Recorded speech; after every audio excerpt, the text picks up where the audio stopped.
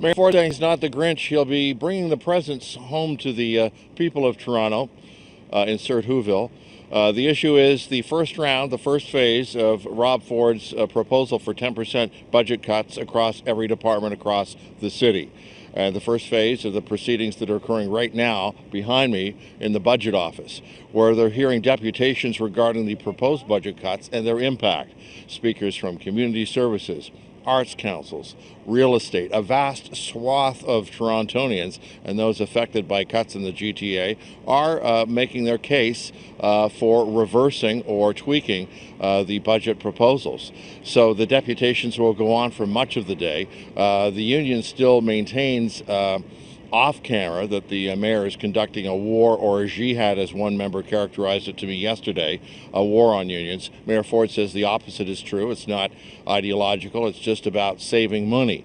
And if the unions were cheaper, he wouldn't be outsourcing. Yesterday we saw heated words over the mayor's plans to eliminate 130 jobs that these are positions that are currently vacant that will go unfulfilled, as well as cutting 70 other workers for things like grass cutting and snow removal, etc. So maintenance workers' jobs on the line in Toronto. Detractors and opponents of the mayor say this city won't look the same. The city won't be as clean. There'll be fewer street sweepers, etc. Mayor Ford says nonsense. More efficiencies can be found. And nobody has really hit the reset button with regards to city budgets. They just keep expanding and expanding. Others saying that this will hit some Torontonians very hard at an important time of year, Christmas time. So the bad news being delivered at the end of the year. Mayor Ford says this is good news for the taxpayers. But the net effect of what these cuts will mean and how they will affect the departments and how departments will adjust is another matter. Because union members saying to me just moments ago that it means that more people will have to work harder. That when you eliminate a job, the other fellow or woman has to pick up the slack. We're all aware of what downsizing does in the office place and the net effect it has on the workplace. It means that people work harder, usually for less. Merry Christmas to all you people out there. But what kind of Christmas am I going to have? What's under my tree? This is security for me. As my age, 62, I'm a small man. I'm very vulnerable now because of my physical disabilities. I've been into places. I've been harassed. I've been robbed. I've been accosted in the elevators and that.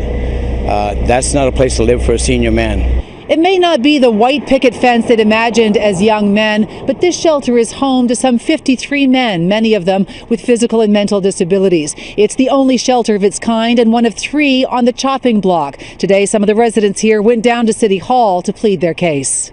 The people in the community like us. We fit in well. They are devastated to find out that we may be closed and placed elsewhere within other communities. No pillow to put your head on at night, no chimney to look for Santa Claus.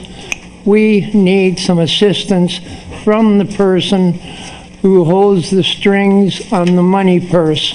Residents here pay up to $700 a month to live here. The oldest is 90. We're not putting anybody out on the street. I want to be very clear. We're not doing that. I wouldn't support that. We need to move them to seniors housing as one option, because they said they're basically seniors, or in terms of nursing homes. The anguish that we're putting them through, when quite clearly the resources are in this budget, not only to protect the services they rely on, in fact, the resources there to protect the services and build a better city for these people.